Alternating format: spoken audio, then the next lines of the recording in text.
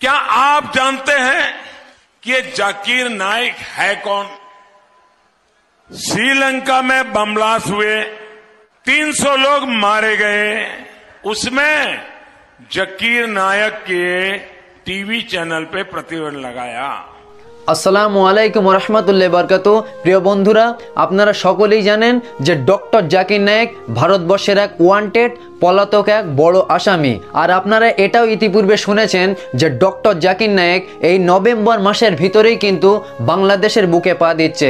ভারতবর্ষ থেকে অলরেডি বাংলাদেশকে বার্তা দেওয়া হয়েছে যে ডক্টর জাকির নায়েক বাংলাদেশের বুকে পা দেওয়ার সাথে সাথেই বাংলাদেশের সরকার তাকে যেন অ্যারেস্ট করে ভারতের হাতে তুলে দেয়। তো প্রিয় বন্ধুরা, আজকে গুরুত্বপূর্ণ 3টি পয়েন্ট নিয়ে হাজির হয়ে গিয়েছি।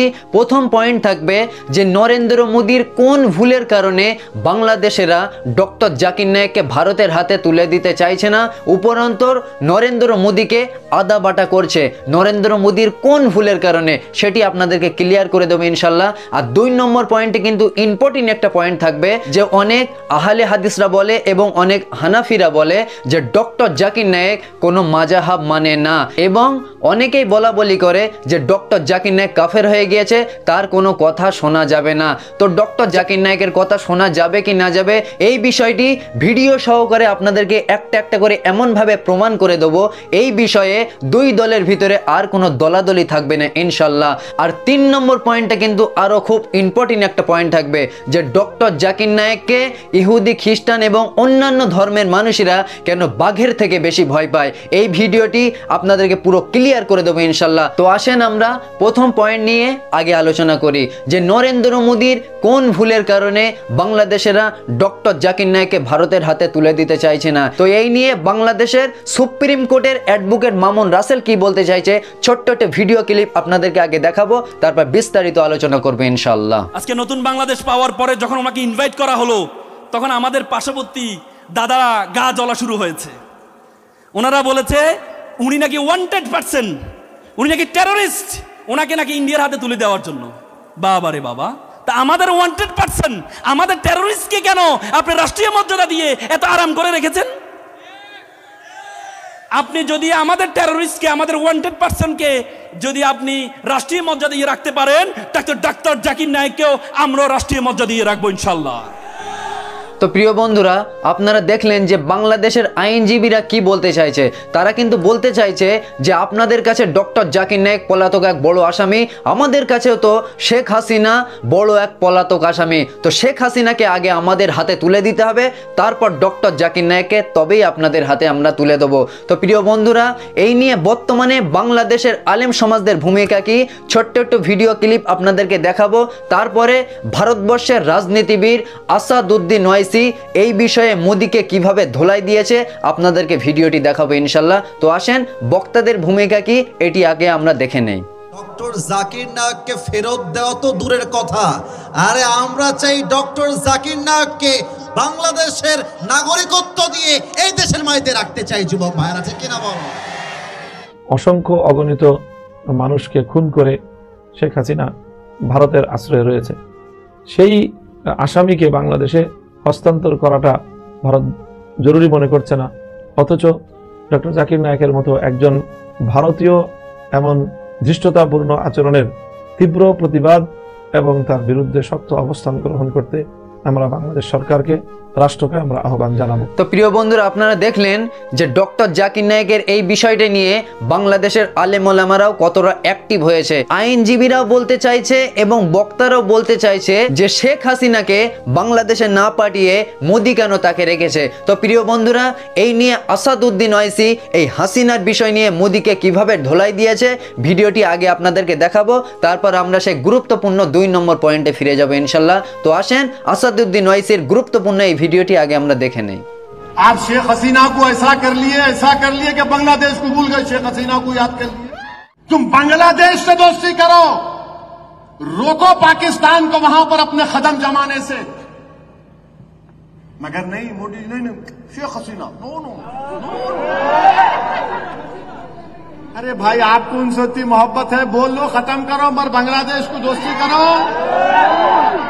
नहीं, शेख हसीना। তো প্রিয় বন্ধুরা, এখানে আপনারা দেখলেন আসাদুদ্দিন ওয়াইসি কিন্তু খুব গুরুত্বপূর্ণ একটি কথা বলেছে, যে নরেন্দ্র মোদী বলতো যে আমি বাংলাদেশকে ভালোবাসি, এখন তো দেখা গেল উনি বাংলাদেশকে ভালোবাসে না, ভালোবাসে হচ্ছে হাসিনাকে।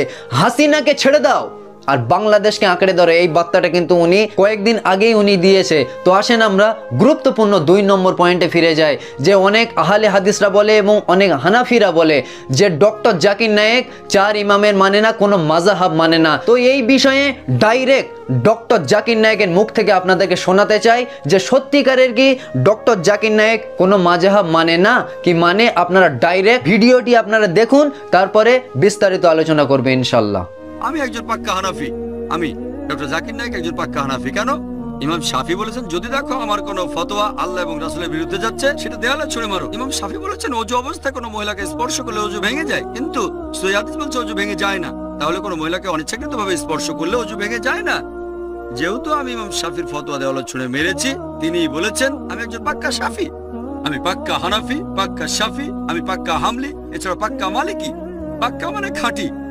আমি মেনে চলি 100%, অন্যরা মানে হয়তো 80 বা 90% অথবা আবু হানিফার 60%। আমি পুরোপুরি মেনে চলি। এই 4 জন ইমামই বলেছেন যদি দেখো আমার কোনো ফতোয়া আল্লাহ এবং রাসূলের বিরুদ্ধে যাচ্ছে, ফতোয়া দেওয়ালে ছুঁড়ে মারো। তো প্রিয় বন্ধুরা, এখানে আপনারা দেখলেন যে ডক্টর জাকির নায়েক বলেছে যে 4 ইমামের আপনারা হয়তো 80% মানেন, কিন্তু আমি কিন্তু 100% মানি মাযহাব এবং 4 ইমামের। আরও একটি বিষয় আপনাদেরকে ক্লিয়ার করে দিতে চাই, যে অনেকেই বলা বলি করে যে ডক্টর জাকির নায়েক কাফের হয়ে গিয়েছে, তার কোনো বয়ান শোনা যাবে না। তো তার বয়ান শোনা যাবে কি না যাবে এই বিষয়ে ভারতের বক্তা কারি ইয়াসিনের ছোট্ট একটি ভিডিও ক্লিপ আগে আমরা দেখে নেব, তারপর বিস্তারিত আলোচনা করব ইনশাল্লাহ।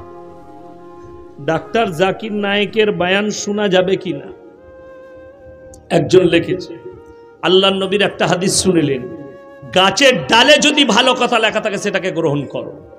কথা বুঝে? কে বলছে দেখো না, কি বলছে লক্ষ্য করো। ভালো কথা বললে গ্রহণ করবে। তবে আমি বলি, শুনিলেন, আপনাকে আগে জানতে হবে সেই লোকটা কাফের কিনা। ও তো কাফের নয়। ডাক্তার জাকির নায়েকের বক্তব্যে অনেক মানুষ ইসলাম কবুল করেছে, ভালো কথা বলে। আমাদের মধ্যে ইখতিলাফ থাকতে পারে মাসলা মাসাইল। উনি বললেন উজুর 5টা ফরজ, আমি বললাম 4টা। এই ইখতিলাফ থাকতে পারে। উনি বললেন হাত এইখানে বাঁধবে, আমি বললাম এইখানে বাঁধবি। এই ইখতিলাফ থাকতে পারে, কিন্তু উনি কথা বলবেন আর শোনা যাবে না ইসলামী কথা, এটা কে বললে আমি জানি না, কিন্তু আমার পক্ষে আমাকে যদি জিজ্ঞেস করেন শোনা যাবে।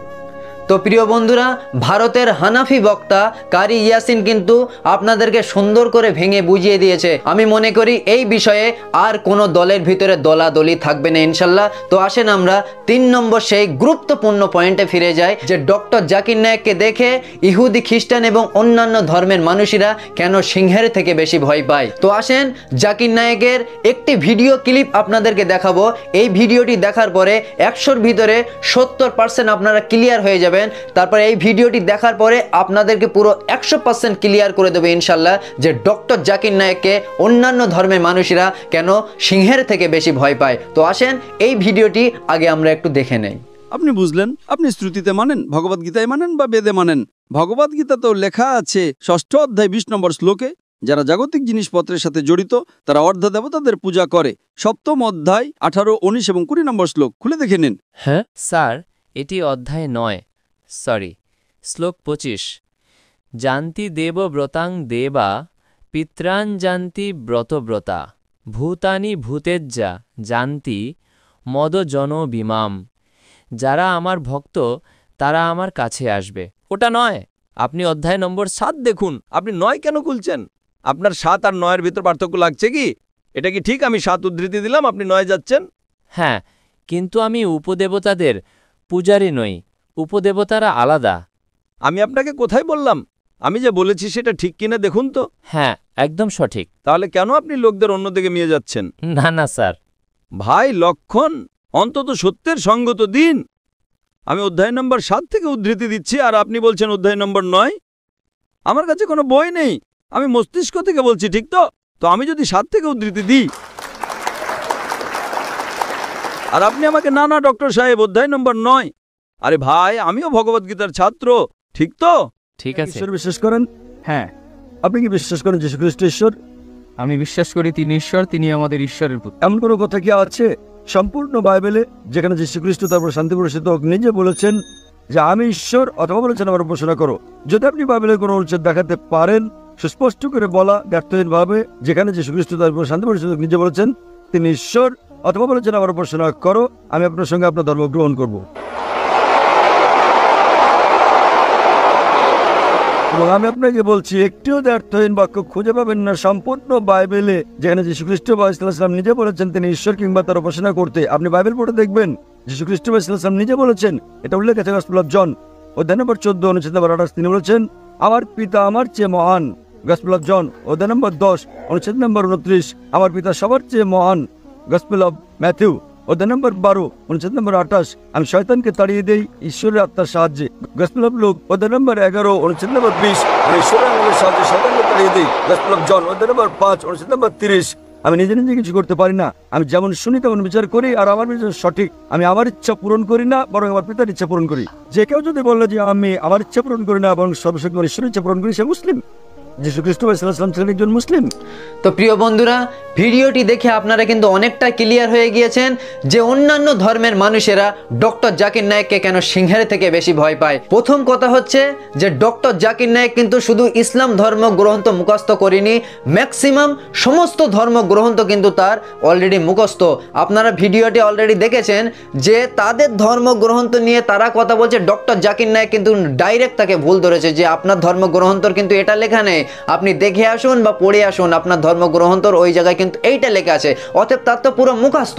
এই জায়গায় কিন্তু বেদিনীরা কিন্তু বেশি ডক্টর জাকির নায়েককে ভয় পায়। ডক্টর জাকির নায়েককে ভয় পাবার আরও একটি কারণ আছে যে ডক্টর জাকির নায়েক যেখানে বক্তব্য রাখে সেখানে কিন্তু শত শত অন্যান্য ধর্মের মানুষ কালেমা পড়ে মুসলমান হয়ে যায়। এই জায়গায় কিন্তু বেদিনীরা আরও বেশি ভয় পাচ্ছে। তো প্রিয় বন্ধুরা, এই ছিল আজকে গুরুত্বপূর্ণ ভিডিওটি ভালো লাগলে অবশ্যই একটি লাইক দিবেন, আর এই ভিডিওটি আপনাদের বন্ধুদের নিকটে বেশি বেশি শেয়ার করে ইসলাম প্রচারে হাত বাড়িয়ে দিন। আসসালামু আলাইকুম ওয়া রাহমাতুল্লাহি ওয়া বারাকাতুহু।